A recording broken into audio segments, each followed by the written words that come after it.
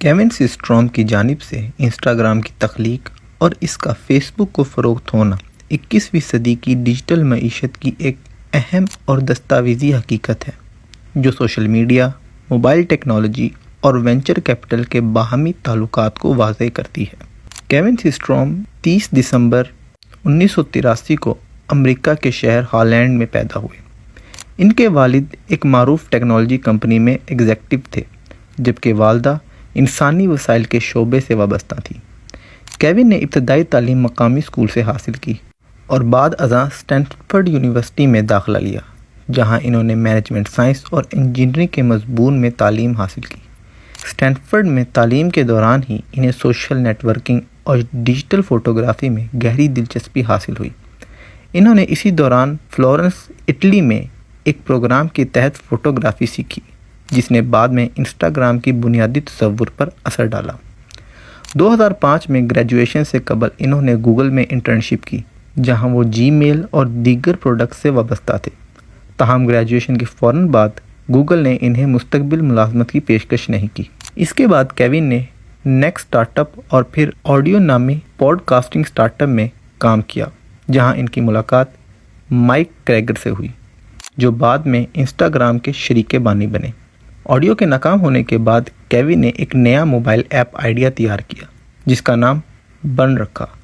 Burn ایک collection based mobile app تھی، جو چیک ان، فوٹو شیئرنگ اور منصوبہ بندی جیسے متعدد فیچرز پر مشتمل تھی۔ تاہم ابتدائی صارفین کے ڈیٹا سے یہ واضح ہوا کہ صارفین برن کے تمام فیچر استعمال نہیں کر رہے، بلکہ زیادہ تر لوگ صرف فوٹو شیئرنگ میں دلچسپی لے رہے ہیں۔ اسی تجربے کی بنیاد پر کیون اور مائک نے 2010 میں فیصلہ کیا کہ وہ ایک ایسا سادہ ایپ بنائیں گے جو صرف فوٹو شیئرنگ پر توجہ مرکوز کرے۔ اس نئے ایپ کا نام انسٹاگرام رکھا گیا، جو انسٹنٹ اور ٹیلی گرام کے الفاظ کا مجموعہ تھا۔ 6 اکتوبر 2010 کو انسٹاگرام کو ایپل کے iOS پلیٹ فارم پر باضابطہ طور پر لانچ کیا گیا۔ لانچ کے پہلے دن ہی انسٹاگرام نے 1 لاکھ صارفین حاصل کیے، جو اس بات کا ثبوت تھا کہ سادہ، تیز اور mobile first photo sharing app کی مارکیٹ میں شدید ضرورت تھی۔ انسٹاگرام کی ابتدائی کامیابی کی بنیادی وجوہات میں اس کا سادہ یوزر انٹرفیس، محدود مگر مؤثر فوٹو فلٹرز اور سوشل نیٹ ورکنگ کے لیے فیس بک اور ٹویٹر کا آسان انضمام شامل تھا۔ 2011 میں انسٹاگرام نے اینڈرائیڈ ورژن پر کام کرنا شروع کر دیا، جبکہ اسی سال اسے سیریز اے فنڈنگ میں تقریباً $7 ملین کی سرمایہ کاری حاصل ہوئی، جس کی قیادت بینچ مارک کیپٹل نے کی۔ اپریل 2012 میں انسٹاگرام نے اینڈرائیڈ ایپ لانچ کی، جسے پہلے دن ہی 10 لاکھ سے زائد مرتبہ ڈاؤن لوڈ کیا گیا۔ اسی وقت انسٹاگرام کے صارفین کی تعداد 30 ملین سے تجاوز کر گئی۔ اس تیز رفتار ترقی نے بڑی ٹیکنالوجی کمپنی کی توجہ حاصل کی۔ اپریل 2012 میں فیس بک کے بانی مارک زکربرگ نے انسٹاگرام کو خریدنے کی پیشکش کی۔ یہ معاہدہ تقریباً $1 ارب کی مالکیت کا تھا، جس میں نقد رقم اور فیس بک کے حصص شامل تھے۔ یہ معاہدہ انسٹاگرام کے لیے اس وقت طے پایا جب کمپنی کے صرف 13 ملازمین تھے اور کوئی باضابطہ آمدنی کا ماڈل موجود نہیں تھا۔ مئی 2012 میں اس معاہدے کا اعلان کیا گیا اور ستمبر 2012 میں امریکی ریگولیٹری اداروں کی منظوری کے بعد یہ خریداری مکمل ہوئی۔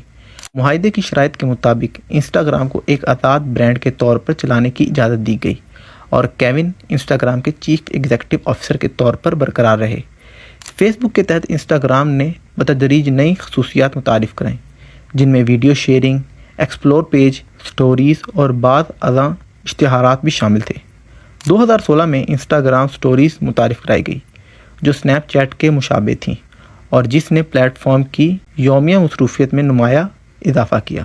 2018 تک انسٹاگرام کا ماہانہ فعال صارفین کی تعداد 1 ارب سے تجاوز کر گئی، جو اسے دنیا کے سب سے بڑے سوشل میڈیا پلیٹ فارم میں شامل کرتی ہے۔ ستمبر 2018 میں کیون نے اور مائک نے فیس بک سے علیحدگی کا اعلان کیا، جس کی وجہ انتظامی اختلافات بتائی گئی۔ تاہم اس وقت تک انسٹاگرام فیس بک کی اشتہاری آمدنی اور موبائل حکمت عملی کا ایک مرکزی جزو بن چکا تھا۔ انسٹاگرام کی کامیابی نے یہ ثابت کیا کہ موبائل فرسٹ ڈیزائن، صارفین کے رویوں پر مبنی ڈیٹا تجزیہ، محدود مگر واضح فیچرز کس طرح ایک عالمی پلیٹ فارم بنا سکتے ہیں۔ کیون کا کردار اس پورے عمل میں ایک ایسے ٹیکنالوجی بانی کا ہے جس نے انجینئرنگ، ڈیزائن اور بزنس کی حکمت عملی کو اعداد و شمار اور صارف کے ڈیٹا کی بنیاد پر ہم آہنگ کیا۔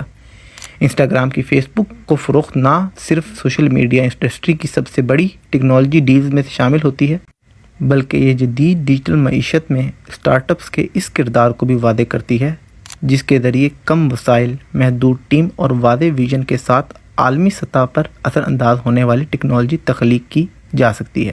اس طرح کیون اور انسٹاگرام کی تاریخ ایک مکمل طور پر دستاویزی مثال ہے جس کے کس طرح درست وقت، تکنیکی بصیرت اور صارفین کی حقیقی ضروریات کو سمجھ کر ایک سادہ خیال کو عالمی پلیٹ فارم میں تبدیل کیا جا سکتا ہے۔ کیون سسٹروم کی یہ کہانی وہ حیران کن سفر ہے جس سے ہمیں سمجھ آتی ہے کہ عظمت کا راز صرف بڑی سوچ، بے خوف دل اور شکست سے ہمت نہ ہارنے میں چھپا ہوا ہے۔ اگر آپ کو ہماری ویڈیو پسند آئی ہو تو چینل کو سبسکرائب کریں اور بیل آئیکن کو دبائیں تاکہ مستقبل میں آنے والی ہماری ویڈیو آپ تک پہنچتی رہیں۔ آپ سے ملاقات ہوگی انشاءاللہ اگلی ویڈیو میں، تب تک کے لیے ہمیں اجازت دیں۔ اللہ حافظ۔